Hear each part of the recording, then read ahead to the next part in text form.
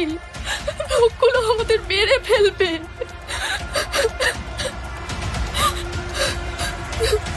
এমন বিশ্বাসের সঙ্গে ও কথাগুলো বলল যেন একমাত্র নীলই পারে ওকে বাঁচাতে। জাহ্নবীর মুখের দিকে তাকিয়ে হঠাৎই আতঙ্কটা কেটে গিয়েছিল নীলের।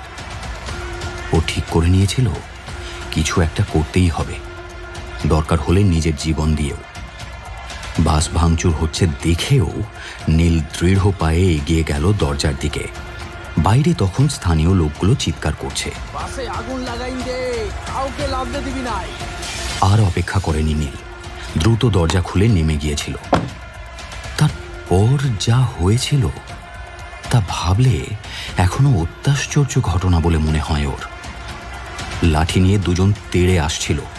ওকে দেখে একজন হঠাৎ দাঁড়িয়ে পড়ে বলে, আই থাম থাম থাম,